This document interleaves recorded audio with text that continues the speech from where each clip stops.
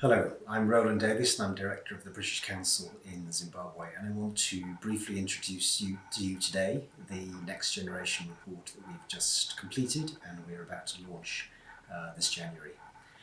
Next Generation is a research program that we conduct around the world on a regular basis in many countries across Asia, South America and Sub-Saharan Africa. Next Generation is really about understanding what young people think, what young people want. It's a research into their ambitions, their goals, their aspirations, but also some of the challenges that they see. We very much encourage people, whether you're in government, you're in the private sector, you're any kind of organisation that works with young people, perhaps in education, to really look at what this report says. There is ambition, there is certainly aspiration, there is hope, but there's a very clear-sighted view from young people about what the challenges are and some of the frustrations that they feel. So it's a really grounded view of what young people actually say and want, and too often the voice of young people is ignored. Well, here's an example, a very clear voice for young people. So whatever organisation you're involved in, if you're interested in what young people have to say, we very much encourage you to read it and to think about how you might respond as an organisation. That's certainly what we are doing in the British Council. So I really commend this report to you.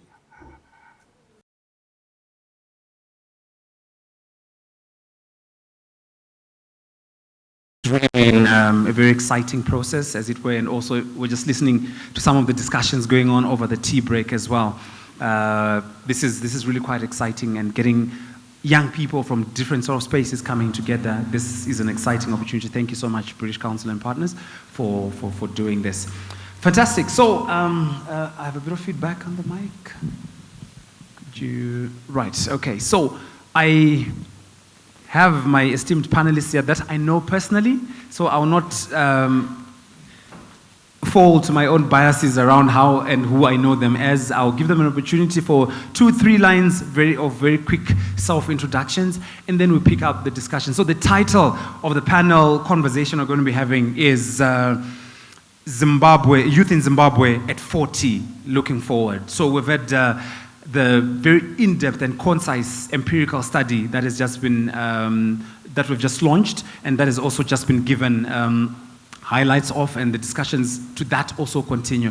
So we're saying through all of this, as we reflect on the challenges, as we reflect on some of the difficulties and all of that, how then do we reprogram, how do we reorient to think towards where next then for young people? Where are the next steps? What are the exciting things that are coming up in the future? What are the things we need to be thinking of now that the youth conversations have been going on for this year up to 40 years? So this will be the inclination of the discussion we'll be having.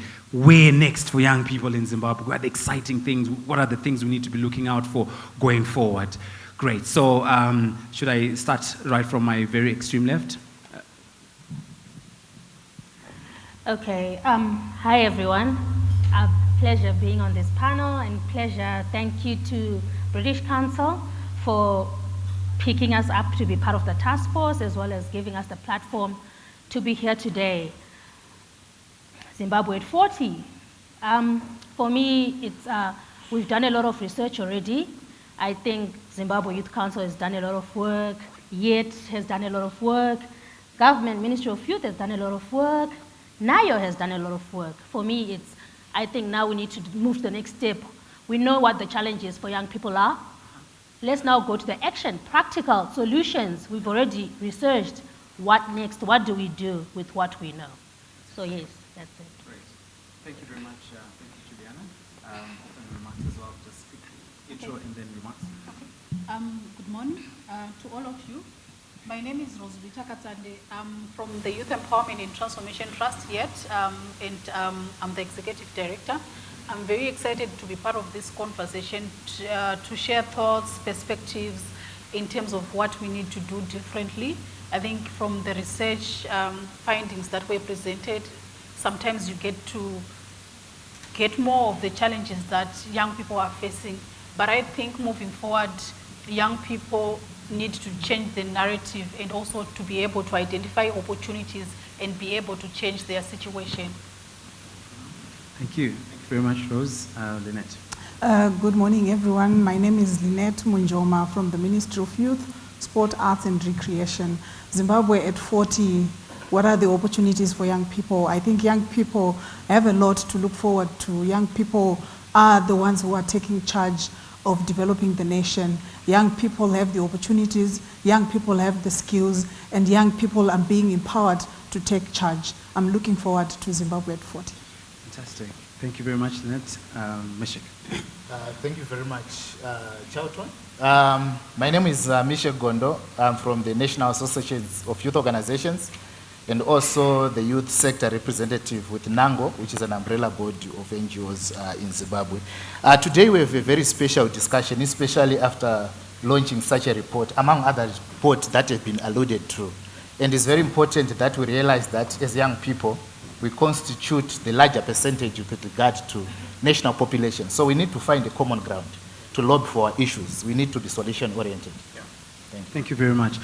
Colleagues, what are these things that you continue referring to as we're looking forward to, we need to be solutions-oriented? What are the exciting things that are going on, and what sort of possibilities are there? And as also the study was being presented, I was also just wondering at some point, with the issues of inclusion of young people with disabilities, for instance, there was a huge discussion I liked about the rural-urban divide and things like that. When you look at the whole spectrum of young people, what are these issues? What's been going on, and where are we going? I think if we can have a discussion around this, also based on the respective experiences that our organizations have been having. What's exciting looking forward? I think so far what has been exciting and what has government noticed is that young people have the hope, young people feel they are part of the solution. And it's exciting, and you can engage people who are willing to be engaged. Young people are willing to be engaged going forwards. Young people also are part of the solutions. Ministry has been engaging in youth leadership programs. You see the excitement that young people have. It's exciting to see them wanting to take charge, as I said before. So going forwards, I think we need to start investing in young people to take the opportunities that are available to them and to invest in their aspirations. So it's exciting as that. To share a perspective on the work that we are doing as the Youth Empowerment and Transformation Trust, we are a youth networking organization, and we're doing work around ensuring that young people are involved in all aspects of development. So we have been doing work around knowledge generation, where we conduct youth-led action research to really find out what are the youth issues and what the different stakeholders can be able to do to address the youth issues. I'm very excited to share with you that last year we also did a comprehensive youth research where we're just analyzing the situation of young people in terms of the political, social, and economic aspects. So we also have a report that also, identified issues around youth demographics. We're also looking at youth work and employment, youth citizen and rights. The research also speaks to youth and health, youth food security and resilience, youth information and communications, youth and migration, and also emerging issues from marginalized or key populations. So I'm very excited to say from this research, we also were able to get insights in terms of what are the youth issues, what are the challenges, what are the opportunities.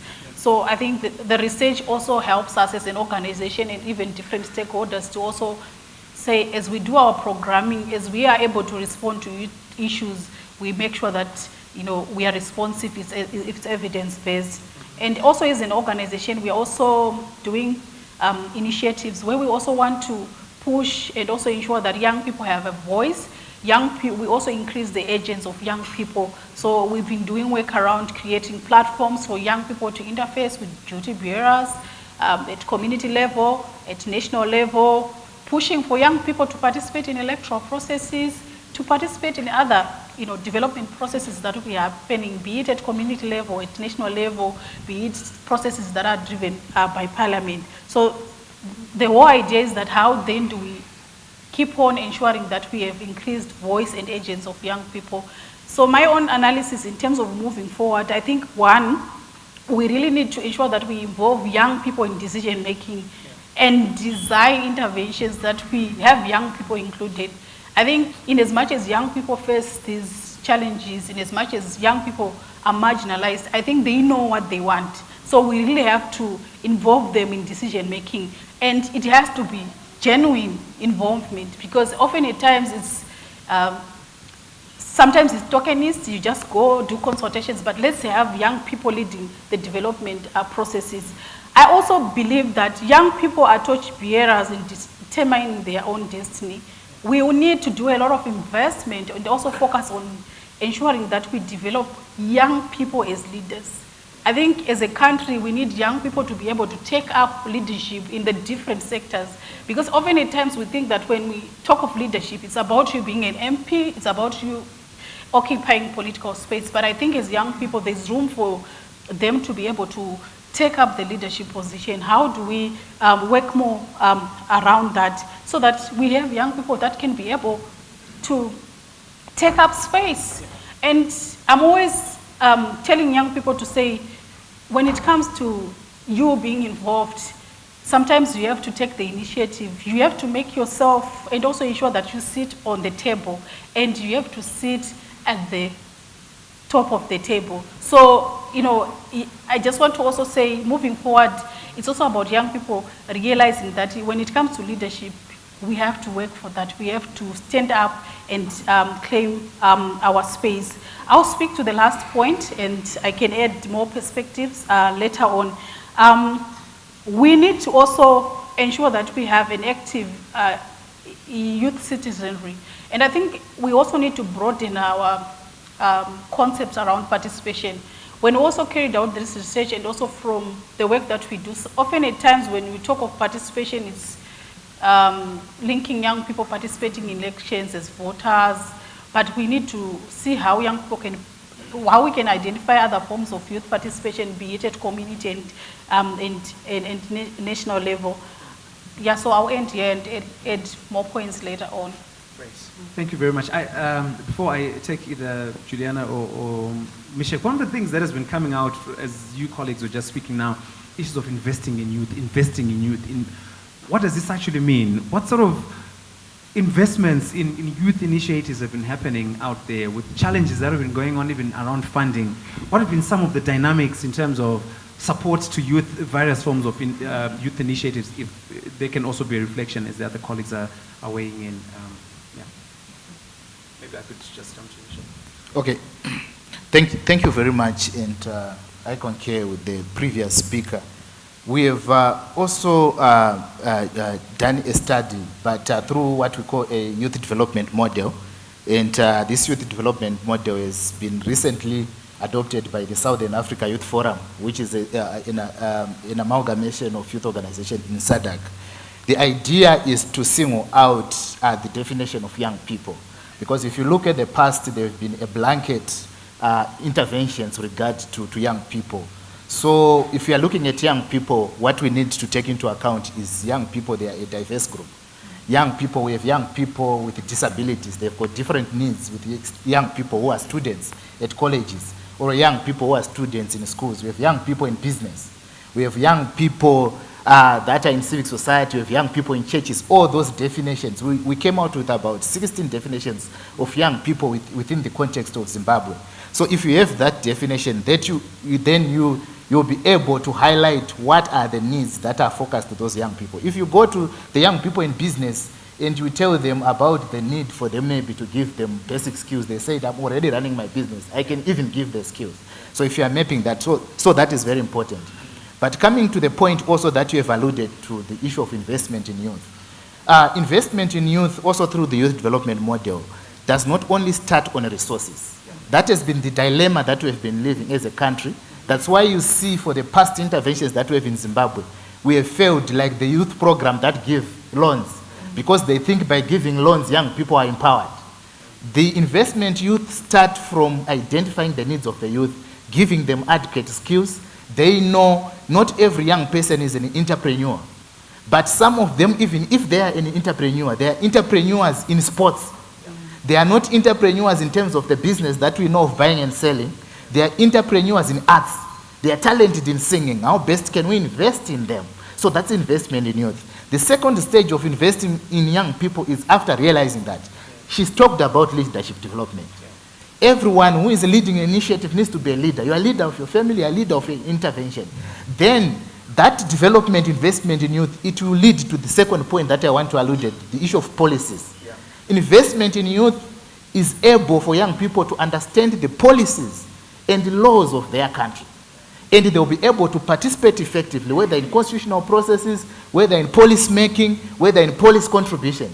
At the same time doing various things that they are doing in their corners as business people, as arts people, but also they are participating with regard to this. I'm very happy recently the ministry, as my point of departure for now, have started the process of reviewing the policy, the Zimbabwe youth policy. So if we have this category of young people, knowing that we have young people in rural areas, young people in peri-urban areas, we'll be able to reach them to say this is what we are talking about. So that when we come to the level of implementation, they were there from the level of participation. And even in terms of electoral processes, they will start to participate. So it's about stages and stages until we reach a point where we say we have got an emancipated young people. This is interesting. I'm just thinking, just as we're ending, you raised something quite interesting around issues of policy. If you remember earlier on, there was a submission from the colleague from the Embassy of Sweden who said young people are also not even aware of the existence of the youth policy itself and processes that are going on around it, and to say, okay, what makes the legal and the policy basis for our existence as young people and also our call for empowerment and all of that. I thought that was an interesting position that the colleague raised. So I wanted to just come down then to Juliana on two perspectives. One of them being with the Zimbabwe Youth Council and the recent processes that you colleagues have been going through in terms of the review of the policy. I would love to hear a lot more about your experiences. What have been experiences around that? And also having been on the Next Gen task force as well, what were some of your experiences and the young people you're interacting with, and even as you're thinking through this process, what can other young people also learn from that? Yeah. Okay, thank you. Being at the Zimbabwe Youth Council has also opened up avenues and access to young people to participate in the process, as well as being on the task force has also opened up my mind to different perspectives and narratives that young people have brought about, because there are two different dimensions when you come and you speak from a government perspective and you're speaking from this other perspective where we've got young people are not a homogeneous group, so you've got the different dimensions that are there. What I just then realized is that there's a lot of enthusiasm as well as a lot of apathy. When we were doing the research for the National Youth Policy, you would have two groups, the ones that knew what they were dealing with, and then the majority of the young people, as Mishak has said, are not aware of these policies, which actually opened us to a whole different dimension where we say there's the Youth Council as the interface between government and the young people. We need to find ways of disseminating information, engaging young people, and move away from the traditional ways of grouping young people or saying, Trukenda, Kwadwe Tito, and we're going to meet young people. There are other young people that are in other provinces that actually don't even know what's happening. How do we engage them? How do we keep them plugged in? How do we make them not shy away from government and think, so there is a lot of need to collaborate and find innovative ways of engaging with these young people. It's interesting you actually say this. During our days, what was one of the main arguments? There was always a contestation between young people in civic spaces and government, because for us the argument was we are not being given our space. So we're demanding our space and we're saying, okay, government has not been doing enough of this, we want our space and all of that. But over the past couple of years, we've also seen improvement in the relationship between particularly the ministry and Zimbabwe Youth Council, with also the youth various sectors of young people. I'm more interested in saying, okay, how do we strengthen these relationships? How do we get young people to trust the ministry a lot more? How do we get young people to believe that if Lynette is coming to speak to young people, she has the interests of young people at heart? How do we get, I know there have also been challenges around issues of youth coordination. I know Nayo has done a lot of work. I know Youth Council has also done a lot of work. How do youth groups, youth associations get to find each other? For me, I think this is a very critical aspect, I think, that I would want yourselves as practitioners to also maybe just quickly reflect on, yeah. I think I'm here to being the person that then plays that role between government and young people. I want the youth organizations themselves to let us know how we can better the relationship. Over the past weeks, I'm happy to say we've been trying to engage, and YET has been one of our first, where we're trying to find ways of collaboration and making sure the youth space is better, how we avoid scattered efforts. But I think I'm here more to listen when this question comes through, how they think we can better the space. Fantastic. What I'm also going to be doing shortly is to then open up the discussion one more time, so that it's more about us as young people. Our panelists, as practitioners, as our experts, they're just prodding the thinking and leading us. But once I just take this round from them, I'm also then going to open it up to all of us, and then we can be part of the discussion as well. Rose. Okay. I think it's important to have collaborations between government, the Ministry of Youth, Zimbabwe Youth Council, and other stakeholders that are into youth programming. I think the collaboration is very important, because if you look at the different mandates, when you talk of policy, it's the responsibility of the government. Civil society, they also have their own strength, weaknesses, their own strength, maybe in terms of research, reaching out to young people.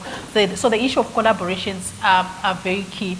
But I also think that what we also need in the youth sector is also to see how we are also better organized, how we can also say the young people that we are working with in the various communities, the different organizations, the initiatives that are being done by government, how to also ensure that when we reach out to young people, we speak with one voice. So I think the issue of coordination, being more organized, being able to speak with one voice is very, very critical. And I also believe that there is also opportunity or room for these players to be able to come together and also maybe define what is the youth agenda, and it should be more of a transformational youth agenda.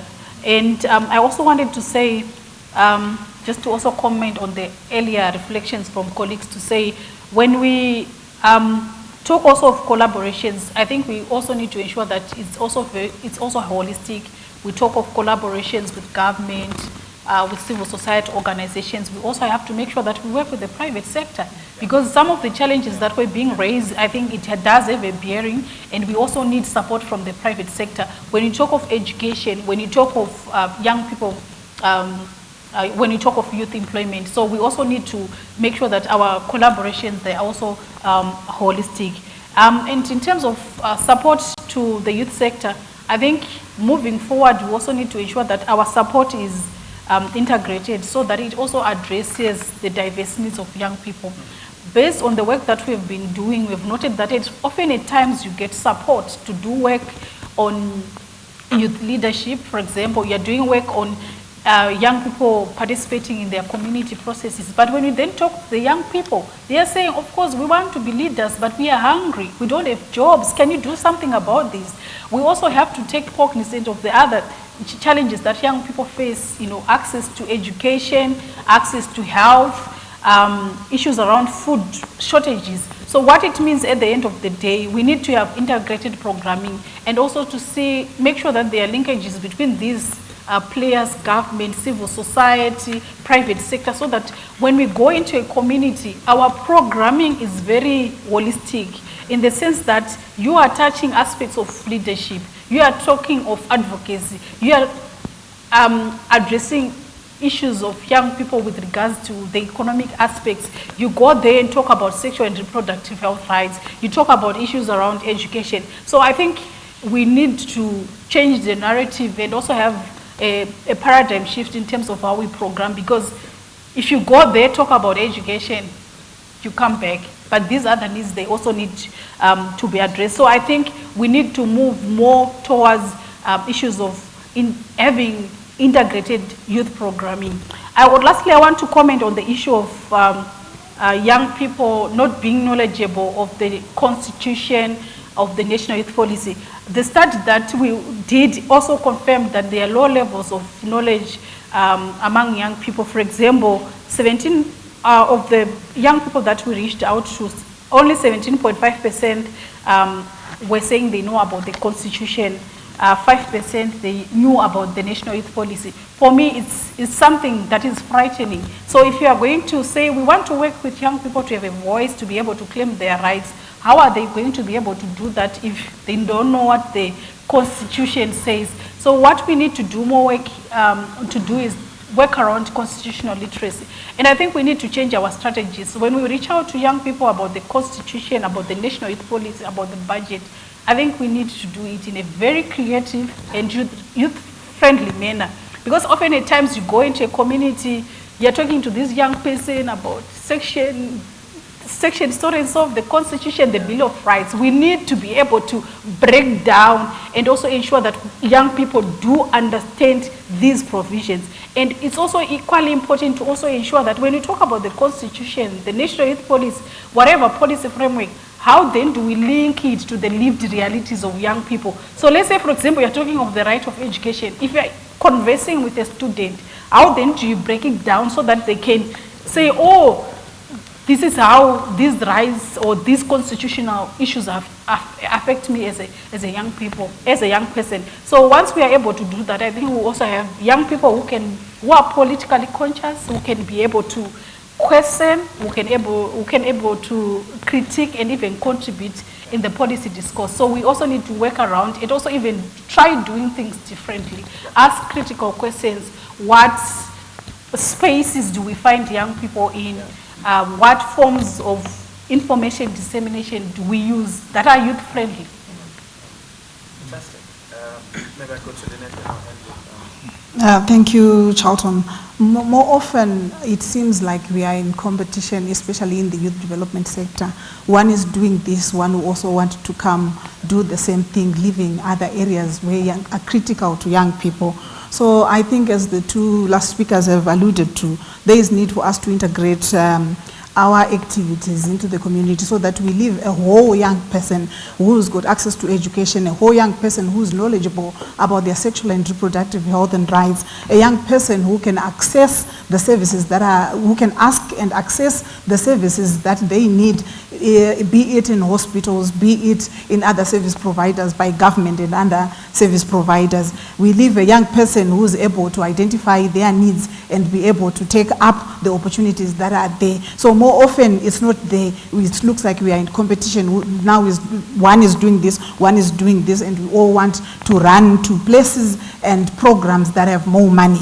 And also more often, we often leave young people not fully developed. We touch on this and then we leave them. So I think going forward, there is need for us to integrate and ensure that if we touch on something, if we touch on an area, then we exhaust everything to enable that young person to be developed. And I'm also going forwards, there is need for us to look at multi-sectoral approach into dealing with young people. Young people are not homogeneous, as what has been said. There is need for us to be inclusive. What are the young women's needs? What are the young men's needs? More often, young women programming has more money. Everyone runs there. We don't include the young men. We create more problems. So we need to be inclusive at the same time. How much are we taking into consideration climate change in our programming? We need to also include that, because by doing one program, we may be creating more programs. We need to be inclusive like that. So it's exciting to note that we as youth development practitioners are noticing that and are willing to solve the challenges young people are facing. fantastic. Yeah, thank you very much. With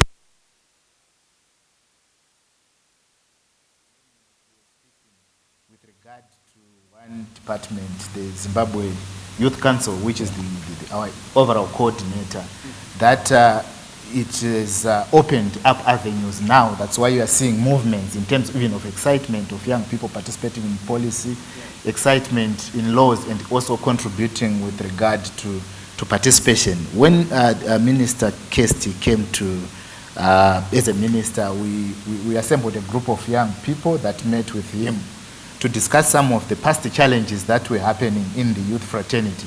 I cited the opening because if you look at the past, the young people, the Ministry of Youth itself was heavily politicized. So it was more like an extension of a political party, of which this has scared a lot of young people that I have described to say if a young person who does not want partisan politics, you will not find value by participating in a certain ministry that maybe one a political player from party can define.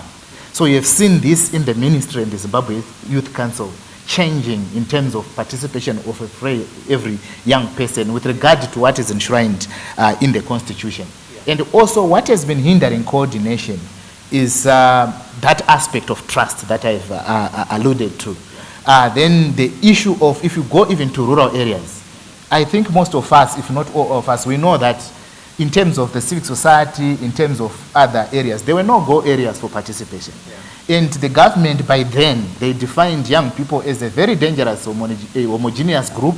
If empowered or get information, they might later maybe turn against the government or something else. So this is not a secret in regard to the body politic, in terms of politics of our country, just citing a history to say if you go to rural areas, actually you need to inform the president's office, you need to go to police, you need to form, they were called what? Youth officers. You know, youth officer will just come in a meeting and say this meeting will not go. But this is an empowerment. But if you look at right now, if you face any challenges at community level and inform ZYC, whatever department that wants to stop you, we have got a very good one of our members in Mutasa, that they were actually supported by a letter to do their program. So this is the board of government that where we can start going forward.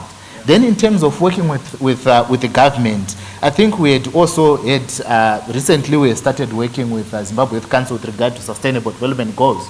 And we have a forum in Vic Falls where we are lobbying for 25% to attend, led by the Zimbabwe Youth Council, whereby also we need to look at rural areas. And previously, there was interim poverty reduction paper, where, here I'm talking of the Ministry of Finance, having approached the assets now, and working together in terms of outreach of that interim poverty. So those are the things that we want to see, removing where we put aside the politics to the political parties, but government issues should be developmental. That is also my last quote to young people. We should define things that brings us together.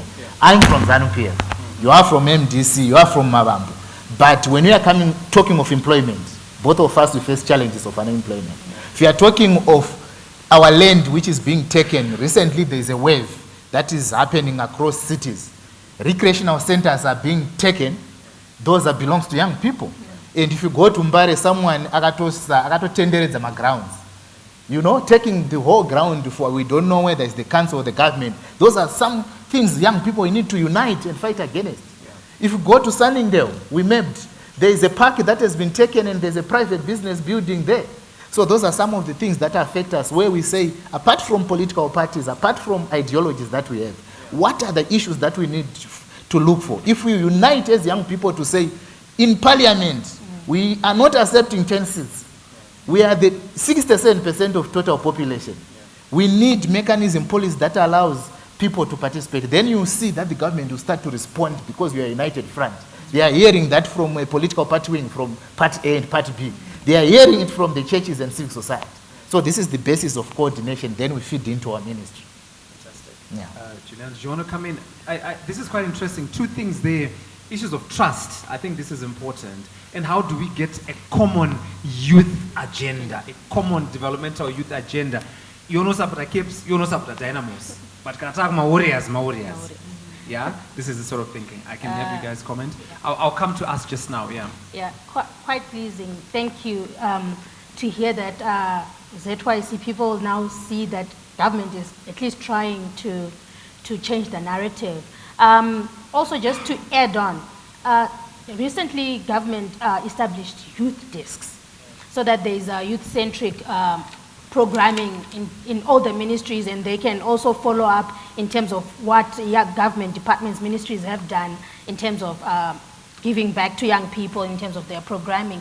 So young people should, I think we should keep on hammering, as Mishak has said, one voice. The only way we can have them there to see Machen Sitsai Kutaite 20 is by rallying behind our own. So let us leave no one behind. When we speak with one voice, tikauya takawanda chinzwa kuti ZYC tikuda kuti mudaiwo nesuwo tinonyarawo. So one voice, young people. I also agree with my other colleagues to say in terms of the trust and also making sure that young people will speak with one voice. It's also around the ability to be able to identify what are the youth aspiration needs, where, what vision do we have, as young people, what vision do we have for the future? And then we can be able to identify a common thread that can bring us together and be able to say we are pushing this as young people. I think, from the research, from the conversations, you agree with me, young people want, a better lives in terms of them getting jobs, creating jobs, participating in political and social processes. So it's also around how then do we have young people having that clarity to say what is their agenda that we are pushing. And I think it's also equally important that we also say, when you talk to these stakeholders, to the young people, we should be having clarity to say this is the youth question. Sometimes we talk of the national question, but what is the youth question? What is the agenda that we are trying to push for? I also wanted to comment on the issue of trust based on the interactions, the work that we've also been doing. I think I spoke to issues around leadership, but I think we also have challenges around when you then interface with some of these stakeholders. We have a challenge around ageism. You go there in the community, you're trying to talk to, I'm just giving this as an example, a chief, a councillor. Yeah. This is a young person. Yeah. And there are some people who believe that a leader or someone who should initiate things should be old, should be male. So I think we need to also bring that notion to say young people, they know what they want, they know what needs to be done. So we also have to deal with issues around ageism.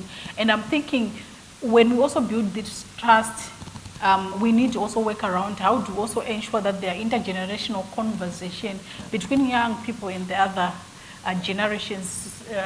Sometimes when you go into a space or a platform, you have these people saying, are these young people, they think they know it all, we have been through this. But I think we need to have those intergenerational conversations where young people can be able to learn from people who have been there, and also the older generations also accepting that times have changed and also learning from young people. Yeah, interesting. I will, thank you so much. Let me take Lynette before I then open the floor and we can have colleagues also coming in. Yes, I would like to reiterate that the opportunities for engagement are there and government has opened them up. And one issue that we need to take into consideration is coming with genuineness. Oftentimes it's about personal gain. You find a youth group coming, they're not fighting for other young people, they're fighting for themselves. So let's be genuine as we come to engage with the government, because government can also see through us. It is important that we engage for the benefit of the rest of the young people and include them in our fight for recognition. And government has opened the youth development platforms. They are there in our provinces. Young people who are not able to come to head office or to Harare can engage with our offices in provinces. The Zimbabwe Youth Council is also there and is leading the youth development forums.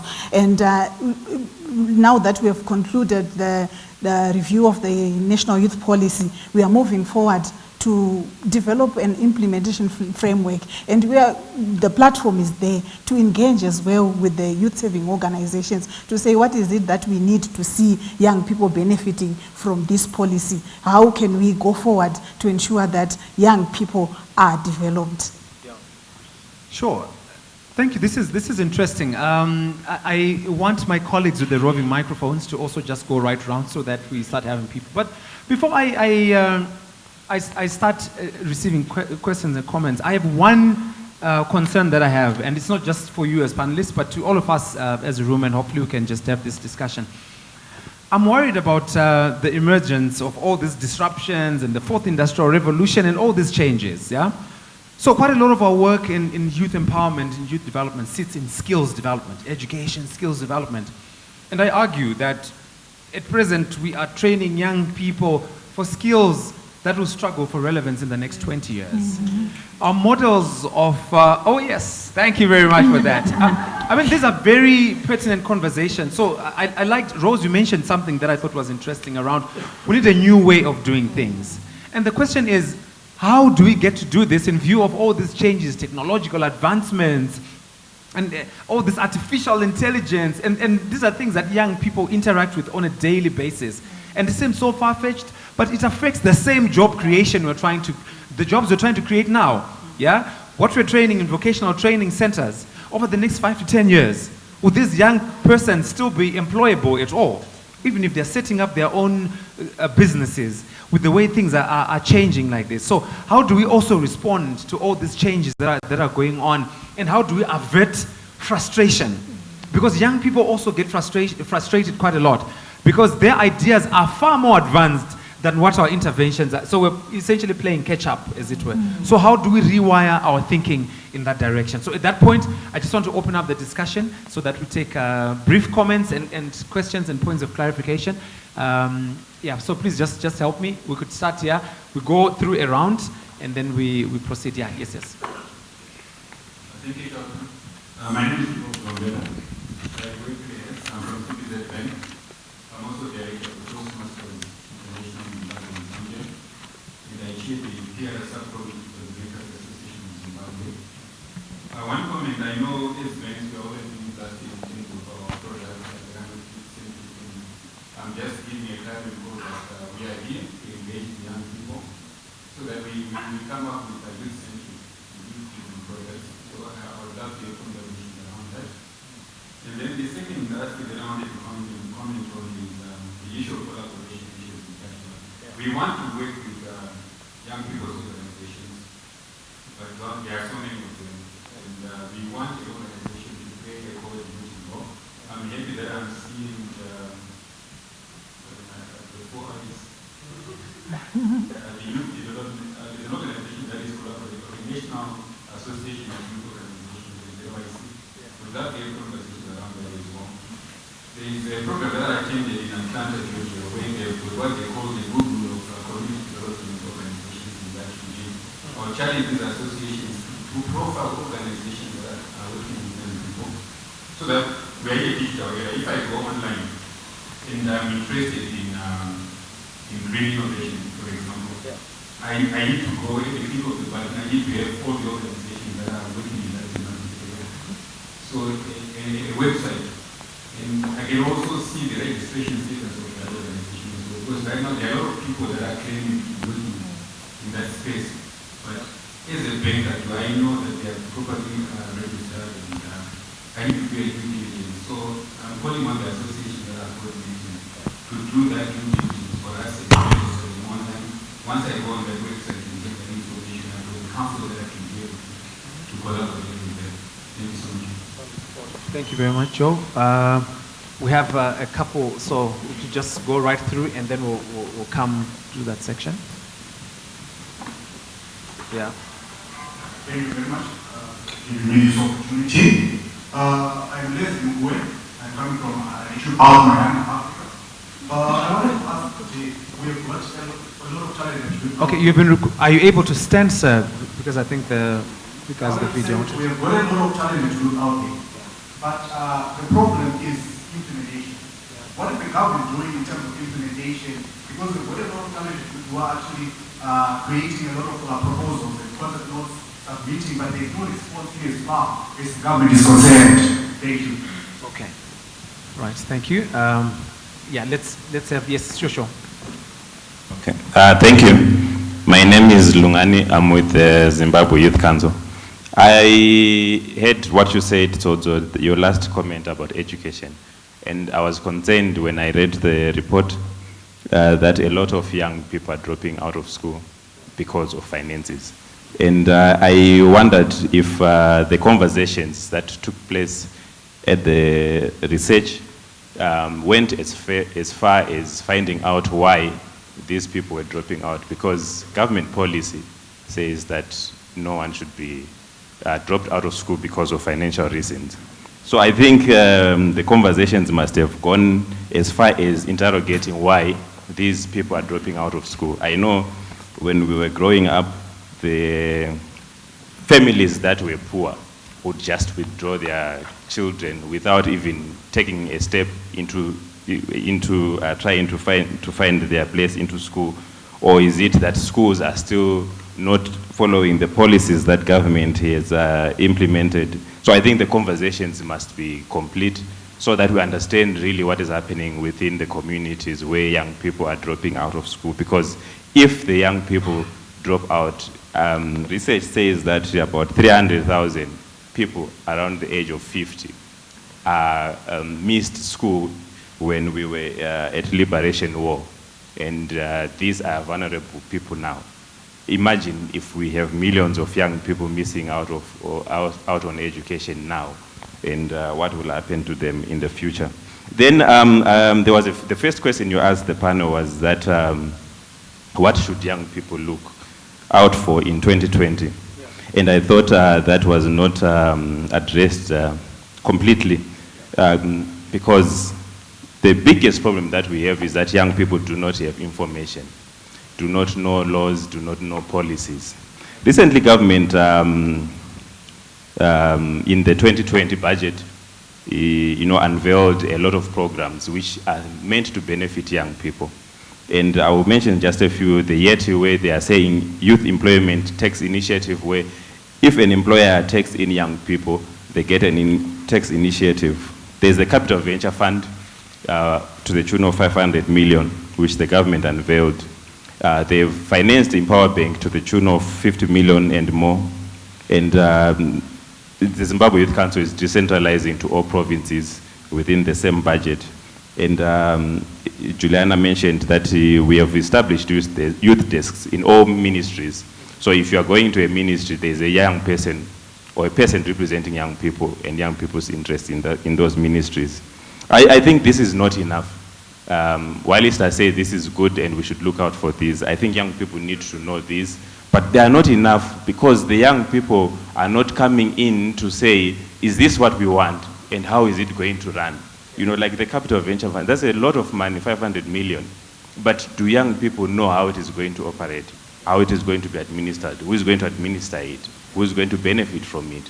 So I think that there's a lot to look forward to, but there is a lot that young people need to do to benefit from these things. It's the same with education, where young people are dropping out of school. The policies are there, but they are not being implemented. Who is at fault? Is it the parents? Is it the children? Is it the government? So young people need to be involved. Otherwise, we will struggle year in, year out with the same challenges, which someone thinks they've addressed, but someone doesn't know that they've been addressed. So I think there is a lot that needs to be done in terms of bringing these two parties, government and its people, together to understand what we are trying to solve and how it is addressing the challenges that people are facing. So mine is just a comment and an addition. Thank you. Thank you very much, Lungan. That helps a lot to respond. Do I have a roving microphone somewhere there? I need, there's a young lady here. Okay, after you say briefly, and then we come there, and then I want to be able to take the three ladies from that end, yeah. So just briefly, can I start with him? And then Milton comes in, the two ladies, and then I'll shift a bit so that I cut up on my time, yeah. Okay, thank you. I'm Takubra from the Zimbabwe National Students. First of all, I totally agree with the point that you raised. Conscientization is key, but however, they need to make sure that the policy or the legal instruments that are currently there are put in place. It's key also to make sure that before we start putting the blame on the youth failing to engage within such knowledge or coming in a space where they're educated, we also address the critical issues that will make them be interested. Because at the end of the day, it's interest that will make sure that the youth will sit inside the room and listen to you. Because currently, if you take the whole youth population in a room, start talking about policies, start talking about the constitution, start talking about any legal instrument, statutory instrument that exists, what will be the reaction? Are they interested to know about these things? Why? So that's why person is the point at which we ought to engage as a nation, also as civil society organizations. And I also feel that there is need for space, first from the government to the citizens, to the organizations that are coming. The introduction of these policies that are coming, with currently from the student side, Education 5.0, which is coming. But has there been a conversation with the students themselves? Has there been a conversation with the lecturers themselves? So first you need to identify the stakeholders around the issue and make sure that the students are included, everyone is included, the youth are also included. But basically, the point which I wanted to raise was on the interest part. Because you might say they are not educated, we need to fully capacitate them in terms of intellectual memory, in terms of what ABC, but are they interested? Because I'm of the view and conviction that a lot all of the youth are not interested in such discussions if we do not address the economic issues of this nation, the future that is being rolled of them currently as we speak, if we do not address the issues of unemployment that are there currently, then we still want to put them in a room where we tell them that section 59 of the Constitution is this education policy is. We are talking about a policy which makes sure that education is for all. Section 75 makes it very clear that education is a right, but we are pushing in another policy, education 5.0, of which school fees is at 15,000, big 5,000. Our parent salaries are $1,023. So how are we going to attain that same education? How are we going to be interested to partake in a discussion that is along the policy, whereas we are being deprived of the same right and the same entitlement within those policies? Thank you. Thank you very much. Great. So let it come just to the colleague who's next to you, and then we'll go to Milton at the back, and then I'll shift it to this direction. Yes, finally, huh? I'm so happy to hear a young person talk compassionately about issues that actually matter. Okay. I think that youth cannot do anything.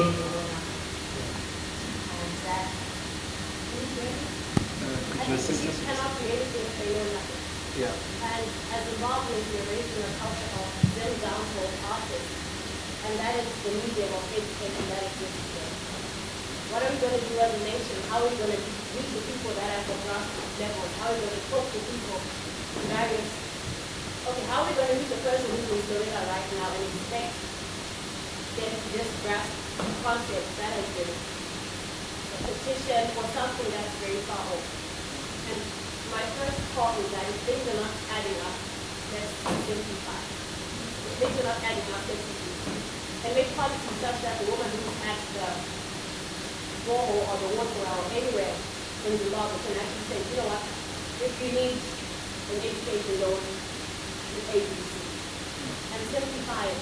I've already tasked my brother over there. He's a lawyer, and I always chunk jargon and difficult things to him and say, can you just simplify this for me and just let me know what I should do and what I cannot do. So we've got two ends. We've got the needs end and the financial end. The needs end is the people that have access to our resources. And these are the people that have become the machete gangs all around the country. The youth have a fire and there's nothing that we can do about it. If we don't harness it, it's going to burn us. Or we're going to use it to make cooking stoves or other things that are going to be pro-development. And if we let go of educating the youth, something is going to educate them. You cannot limit education to a classroom setting or a form of cooking, because within those gaps, fillers are still coming in. So someone's going to learn to go to Koga and they're going to do it with it. But they're also going to understand that when it comes to law, how far can I go? How far can I go in manipulating the law? And when I think that the law can be pushed further, I will do more. So now we have a monster that's come and a government that isn't ready for this monster. And if the government continues to think that the youth are a dangerous aspect, the youth is very dangerous. Because number one, they're not scared. They're not scared. They don't know danger. And they're very hopeful and they're very impressionable. And the next thing we have in Zimbabwe is another version of the child soldier, which is unrolling as we speak. So I think that when things are not adding up as a country, let's simplify. Let's simplify these things that you can understand. And anyone who's going past anywhere, I'm in a party, I'm anywhere. Teach me things that I can understand and actually educate. Somebody has been, we did this with HIV, we went to the little children, and we taught them that, HIV is A, B, C, D. And the little children went over and said, Mama, this is what? This is HIV. This is not my children. You know, and change came from there. When our policies come from the top going down, there's always going to be a cultural bottom. And that cannot be broken. The chief is the chief. And if I am of Lubani, and I live in Lubani, and you want to tell me that the policies that are being discussed in Harare are going to benefit me, when you guys are going to from the people that I live with, to Europe, and you're going to say, you're going to tell these people who were it, what do they want? So I think our policies need to actually invest in the people that are working and have policies that come from the bottom going up. Therefore, the whole nation can actually accept. Yeah, thank you for that. Milton, could you stand? Interesting also just the bridging between what Taku was raising, what you're raising, how do the simplification, how do we do this? How do we get Mangoma levels, Ribena Fantan to be part of the conversations, yeah? This is a space that you find young people. How do we get to use this to build the important generational conversations and all of that? I hope someone also gets to comment as we're going to be tying up also on issues of the creative spaces. Young people are creative. Young people are doing creative businesses and all of that. Let's also not forget that. That becomes very important. Over to you, Milton, and then I will shift to the colleagues over here so that we can tie up nicely. Thank you, Charlton. Okay, I think it's very, very critical to just look at what the title of our report is. It says next generation. And one question we aren't asking ourselves is, as the current generation of youth, how are we positioning ourselves so that when we exit this demographic, we don't block out space for those who are following us. Right now we're complaining that, the older generation, there's a divide, there's a gap, they're closing us out. When we are the older generation, how are we positioning ourselves so that we don't block out, the younger generation? One thing that we enjoy doing, because it's necessary, of course, but we love looking back. And, the issues in the past that we haven't been able to resolve, whether through conversation, whether we are bringing redress or justice or whatever it is, we need to sort those issues out very, very quickly so that we can begin moving forward and looking forward. We also need to stop harping on the successes of the past. They are done. We need to harness that momentum and then move forward, in that way. Another thing that I just wanted to say is, in the theme of looking forward, we need to be more responsive to data. We need dynamic data, we need progressive data, we need predictive data, we need early warning systems, whether it's for the economy so that you know what's the rate going to be like in a week, in a month, in 10 years. Whether it's to do with violence, you need to know what are the cycles of violence in Zimbabwe. What's it going to look like in 5 years and 10 years? What are your triggers? There's an epidemic of mental health issues amongst young people now. It's not looking too good for the future. Climate change. We can look at this data and position ourselves in ways that when that time comes, we're at least at some level prepared instead of pretending to be shocked when things are happening and then we're just caught in all sorts of bad areas. I think in terms of recommendations, I think for the future, an asset that we have is our rural areas, our informal economy, and our communities. I think if we can really target, actions and products and services and infrastructure in these areas, it'll really open up. I think we can even look at a scenario where Zimbabwe becomes a destination for immigrants as it used to be. Where if we just invest in these areas, they can open up a lot of opportunities for young people and also, roll back a lot of the challenges we are experiencing now.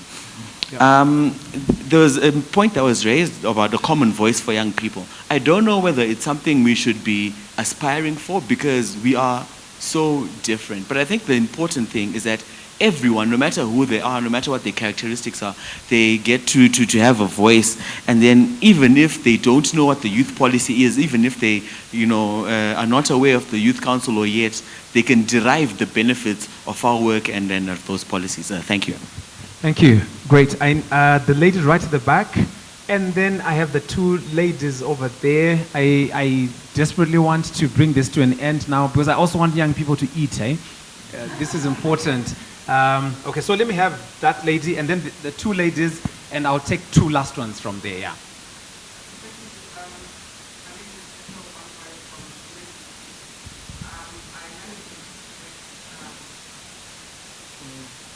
Projects there, amongst other things. First of all, thank you to the team for your presentation, which is very insightful, very useful information. I was getting a little bit worried as you were speaking, but now I think I'm feeling a bit better when I've heard the conversation steer towards more positive ground. So at Youth Connect, we're very firm believers in just focusing on the positivity and what is happening out there. I worry a little bit when we encourage young people to focus on the problems. We know the problems. We've been talking about them for years. But when you flip it on its head, those very same people you ask these questions, when you ask them, okay, so what are you doing in your places, in your spaces? You hear a very different and a very positive story. And so this is where, I mean, somebody needs to do this. Of course they do. But we've decided to position ourselves differently and focus more on those good news stories. And so Youth Connect Zimbabwe is part of Youth Connect Africa, and so we piloted last year. We said, let's do 2-3 things and just get a feel of what the environment is like. The first thing we did was the startup tour bus, where we went around looking for innovators, startup, young businesses. It was amazing to see what was happening with very little. Young people who are doing a lot, some of them with nothing, starting from nothing. The deepest, darkest rural areas, those ones who are left behind, the people we found there and what they were doing was amazing. And so when I hear people talk about, oh, our parents are not supporting us, our government is not supporting us, there are other young people out there who don't have parents to support them, who have no access to anybody in government because they're out there in the remote areas. And parents are amazing. Yes, they will support us. But when we think how quickly the world is moving and changing these days, we see that the generational gap is magnified. And so, yes, they will have solutions, but they may not be for some of the emerging and present-day problems. So let's not put all of our hope there. Government is constrained, we know this. So let's not hold out hope too much for government to help us. The solutions are within the young people. And so I would really encourage us to look more at what's already happening out there and how that can be supported, how that can be upscaled. Young people supporting other young people, we've seen this. For those of you who follow us on social media, is Connect with a KT, you will have seen what some of these people are doing around sustainable development goals, around entrepreneurship, even just skills, and even within their communities and supporting their communities. Someone was talking about competition amongst the players. Yes, there is definitely need for coordination, but at the same time, I agree that no one organization or one person can do everything. So there is space for different people to be doing different things, but that coordination, especially when it pertains to getting the information out there to young people. And so one of the things that we're trying to do is, using our social media, using our website, is to create a database where if a young person says, listen, I'm interested in tertiary education, they can go on there and see what's available. Someone else says, I'm interested in, you mentioned green energy, they can go on there. I'm interested in whatever it is. So we would then hope NEO, YET, the Youth Council will be on there, telling people what they do. So we're trying to help, in terms of plugging that information gap. Anafantan and Dance Hall, that's one of the things we did last year when we did a youth and SDGs campaign. So our question was, as a young person, what are you doing in your places, in your spaces, towards contributing to the SDGs? We got Nati O, we got Tammy, we got Calvin from Bulawayo to come and put the SDGs into a song. If I'd known we'd have this conversation today, I'd have brought you the video, or at least the audio, because I think it's quite funky. But yeah, just some thoughts. I'm rambling, I know, but those are just some thoughts that were going through my mind. Thank you. Thank you, Ethel. This is very critical. Thank you so much for that. It helps us also, then gets us to start focusing on where the actions and next steps could be. So thank you so very much for that. Yes. So my name is Lumiso. I come from two different organizations. The first one is called the African Youth Forum, which is an association of youth organizations in the Southern region. Okay, can you hear me? All right. And then I'm also coming from a second, the other organization, which is the Pan-African Youth Advisory Board. This is also known as Project Pakati, and basically this is a continental project that we're working on how we can profile youth organizations, profile donors, and put them on the same digital space so that a young person who wants to either volunteer at a youth organization can find an organization they can volunteer at, but then a donor who's also looking for young people to fund can also find them that digital space. So I'm the focal person for the Southern region, and we're looking for people we can profile from Southern Africa on that platform, which is being launched in the next few months. So I'm opening myself for people who have youth organizations that can profile themselves on that platform. My question actually was going to be to the Ministry of Youth, which is, you mentioned, Ms. Mjoma, you mentioned that there's, you noted the competition that's happening with programs. So my question is, what is then, as a ministry, that you're going to be doing, or that you might be doing already, to reduce that kind of competition, or to play that focal point of coordinating and making sure that when you leave a community, there's a wholesome young person? Thank you. Thank you very much. Okay, so what I want to do now is I want the last three speakers to be able to ask or to question or to comment in 35 seconds. So there, your 35 seconds start, sir. Thank you. Mikeri Daniel Udube. Okay, so my contribution is we have people who are educated, knowledgeable, and people who are empowered. Now, as a young person, I feel that in Zimbabwe, indeed, we are an educated people. But look at China. In this very day and age, the reason why in China they are having so much technology coming up is because they are embarking on exercises that take the young people, so that the young people can then make changes to what is already there, so that things can become better. Solutions for Chinese people by Chinese people. Whereas come to Zimbabwe, even when it comes to policy, we are trying to take policies that work with other countries. For instance, America is richer than us. So what they might take as a solution might be too expensive for Zimbabwe. But in turn, we're only taking that solution and trying to implement it in Zimbabwe. Whereas instead, as a young people, we think and we understand that if you give us the chance to make things better, we can make things, solutions that are by Zimbabweans for Zimbabweans. Fantastic. Local solutions for local problems, adoption. It's not about saying repent or perish when it comes to technology adoption. What exactly is relevant to us? Your 35 seconds start now, ma'am. Okay, thank you very much. I'm Rotina Mafume from the National Peace and Reconciliation Commission. I'm the one who is responsible for the youth desk as well as gender and other things. But I was really inspired by the group here and the report as well, which talks about youths not being afraid of the future, youths optimistic of the future. And I think as a peace organization, we are really inspired by the youths, and we work with the youths in order to bring peace and reconciliation to Zimbabwe in the next few years. Thank you. Thank you very much. Great. I've got, I still have about 70 more seconds, so your 35 seconds start now. Okay, thank you so much. My name is Wellington Bagaiman from Simcoe Penye Integrated Youth Academy. Right, my contribution is on the issue of meaningful youth involvement. I think as young people, we are very creative and innovative. But the problem, we are not meaningfully engaged at all levels. And also looking at young people from the rural community, they are not engaged in programming. A lot of people are saying young people have got solutions, but how can they bring the solutions on the table when they are not effectively engaged? So I think the government organization should meaningfully involve young people, starting from designing the program, implementing the program, evaluating the program. I want to concur with what Roswitha said in terms of integrated youth programming. We have an experience as an organization where we have established integrated youth clubs to make sure that young people, they have a sense of ownership of the programs.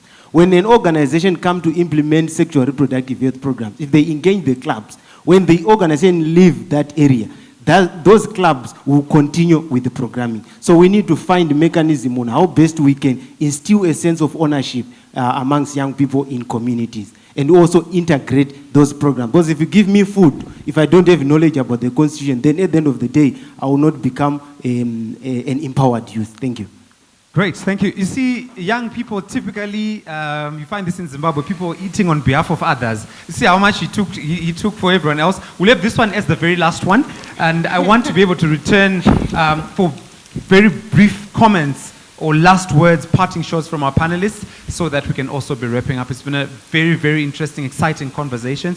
I want the same energy to be carried over to lunch as well. I want people to eat energetically. So. Thank you. My name is Reynold. I'm from FBC Holdings. I'm the Group Innovation Manager. My contribution comes into how we can get the youth to come together and have one voice, one theme, action things in the same manner. Can we have, that is to you, sir, can we have a National Youth Strategy Week where representatives from all provinces come? Us from the financial services sector, we can also attend. I see my brother from KEBS, I see CBZ is here. We can also attend, we can see the thrust that the youth are taking in various provinces. We then can take a leaf from those and find where we can chip in and assist. Thank you, Reynold. Do you see something very interesting? They spoke independently of each other. Reynold was not yet in when Joe was speaking, but they essentially, there's convergence really around, private sector-based sort of collaboration, especially on issues of financial services. So I think this is a challenge, ministry. This is a challenge, youth associations, ZYC. How do we bring these actors together? How do we get this kind of engagement? And I like the very pragmatic suggestions that are already coming. Let's do it. There's no reason why this should not be done.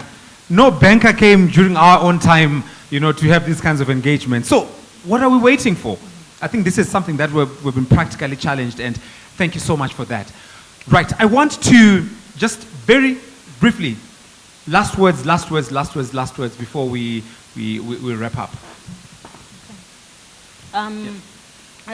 My director is here. I'm going to ask to steal his thunder so that I tell the young people what ZYC was planning to do in the coming week as a way of engagement, as a way of coming forward with youth-centric and integrated programming.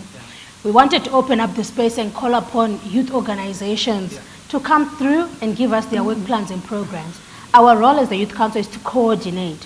So we want to partner youth organizations in what they want to do so that when we get our funding, we channel it towards harnessing their programming so the young person, because they have wider reach than us, no doubt. So we want to partner youth organizations to deliver their program so that it reaches the young person. We're also going to have a round, we're calling upon stakeholders so they really understand the work of the Youth Council so that we work together to deliver to the young person what the young person needs. So next week, watch the space. ZYC will be all out trying to call you up to come. Thank you very much. Rose, where are we going tomorrow? Where next steps next week? What's the thinking? Where are we going from here? Okay, as yet, we also continue with our advocacy work where we also want on one level to push for the implementation of policies, legislation by government. I think there was talk of the national youth policy, other constitutional provisions. So we want to be able to also make sure that young people actively participate in such processes, because I think as a country we've also had challenges where at times we have good policies but that they are not implemented. So we want these policies that are responsive to youth needs, looking at the political, social and economic aspects. And as yet we also continue nurturing youth leadership to also make sure that at the end of the day we have young people that have agency, young people that have a voice, and they are able to contribute to national development.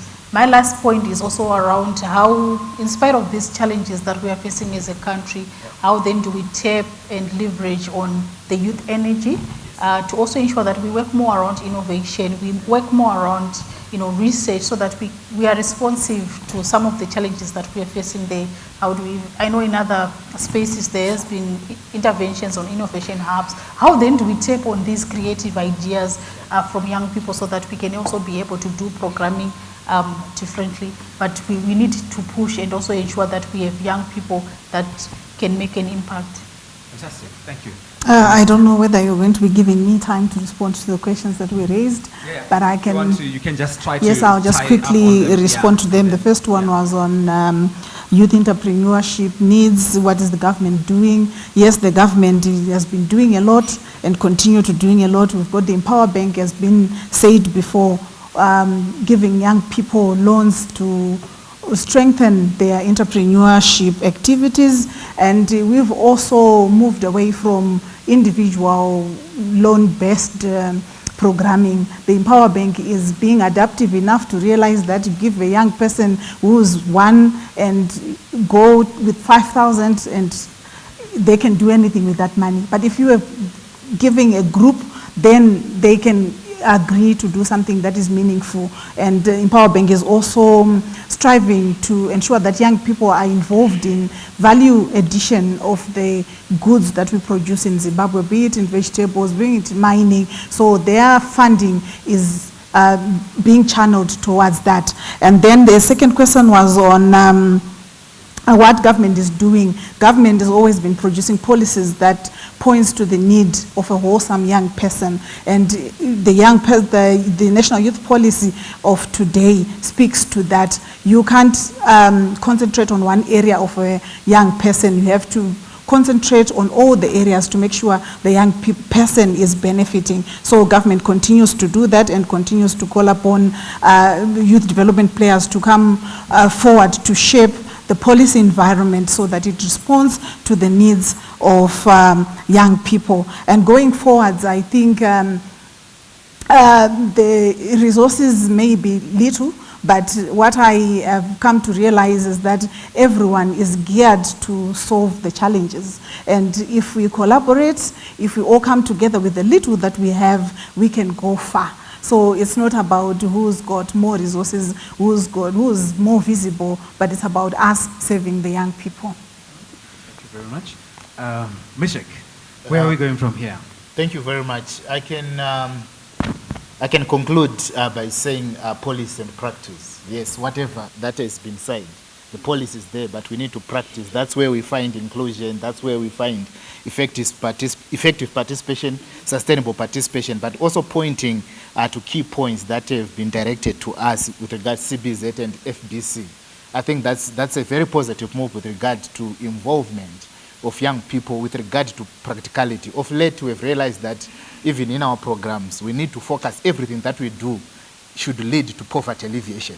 So that is very important, not single out human rights issues as a separate thing, peace as a separate thing. So that can be discussed amongst us and to take that forward. The last point is regard, I can't go without mentioning this. You mentioned a very important point that we should not ignore, also linked to NPRC. The young people that are involved in violence, the recent wave of violence that we have, there are a lot of things that are causing that, the background, and we really need to be united to do with that, to make sure that we solve that. Also the issue of drugs, that is also, we are sitting on a time bomb, so collaboratively we need to do. Then as we have a policy, the ministry are also asking that we don't have an enabling instrument, which is a Youth Act. Our Youth Act was last looked at in 2001, is not aligned to the Constitution. Youth Act is not implementable for young people to know. Youth Act, you cannot hold government accountable. Youth policy, you cannot hold government accountable, whether they do it, whether we do it or not. But an act, that's where you can now take back into account. So what we need, the youth policy will allow us to have framework. Let's push for the Youth Act. And lastly, the issue of constitutional amendments that are being currently done. There are 27. There's also a suggestion of 10 seats. We also need to think about that. But we are having meetings around that. Let's think around that. But my parting word is those amendments, on my own words, and from the institutional perspective, are dangerous. We are consolidating power into one person, which is the president. So we need to start those constitutional amendments. Let's go and look at them. We are young people. Let's not allow our country to be centered on a person, but let's collaboratively build our country. Thank you. Thank you very much. Great. At this particular point in time, I will also just, before I call in the Bulawayo British Council Office Manager to come and give us closing remarks, and then thereupon I'll also call upon Project Manager Simba to also then give the vote of thanks. I think we also need to give a round of applause to the British Council. for creation of this particular platform. Yes, it was a launch, but just being able to come together like this and engage, because sometimes as young people, these spaces are just not there. They are simply not there. So I think I would kindly ask us that we just give a warm round of applause just in appreciation of the platform that we've had. I think I've really benefited a lot just hearing all sorts of young people's experiences and things like this. We need then to be thinking, how do we propagate these kind of spaces? How do we take them out of Mikkel's Hotel? How do we take them to Zvarasekwa? How do we go to Mbare? How do we go Kuchinyausunzi in Sakuba? How do we take them Kwamurambinda and all of that? So these are the sort of thoughts then that we need to be having, as it were. So thank you so much to British Council and partners for this platform that we've had. And colleagues, thank you so much for the very vibrant discussions that we've had around youth issues. And the discussion has been very, very, very vital, and we'll build on this. So thank you so much. And at this point in time, let me, as I had mentioned earlier on, let me call upon Melody. Please help me welcome Melody. She has been running around, not sleeping, getting this thing in place, and she calls you at 4 a.m. to find out if you're going to be coming to the panel. So thank you so much. Over to you, Melody. Thank you, Charlton. Good afternoon, everybody. And hey, everybody's a bit quiet. I'm a bit worried. You are so vibrant just now. And when Charlton comes with so much energy, we have to keep that up. Good afternoon, everybody. Thank you so much for making the time to join us this morning. I think for me, it's been quite insightful listening to all of you speak, not only from the hot seats, but also from the floor. There have been really good questions and really good comments that have come out from there. So I think just a big thank you from us from just taking the time to come and join us. I think the one thing that sticks out for me is that today has been a point of learning, not only in terms of just hearing about the research itself, but also learning about what different organizations are doing, and also hearing from the floor itself different opportunities and initiatives that actually exist already. Next generation research, it's been an exciting journey for us, but as mentioned earlier, it is not the only research that exists. It is just but one that is contributing to that particular space. So may I encourage all of you to take the time to read the research itself. There are issues that are in there that you might agree with, not agree with, and you might actually think that they need a deeper dive. So I think for all of us, it's also another question about what do we need to be looking at a bit more closely in terms of what needs to be investigated a bit more to add to the body of knowledge that exists around the youth demographic. So I had a quote for you, which I'm going to pull up just now, so excuse me for pulling up my phone for my notes there. I think also before I get to that, I think some key questions that I picked up from the panel this morning were looking at how does the narrative for the youth change? The youth constitute the largest segment of the population. How do we find common ground to lobby for the needs of the collective? How do we previously excluded groups from key conversations? What are the opportunities that are available to youth? What is the role of different stakeholders? How can the youth be better engaged in the development processes? Are we looking at other key issues, e.g. climate change, reproductive health issues, when looking at a holistic approach to dealing with issues affecting the youth? So some of these questions I think are, we answered and we spoke about, but there's still more time to engage. I think as you might have seen from the program, there will be lunch that will be served there. So in closing, I would just like to quote Franklin D. Roosevelt.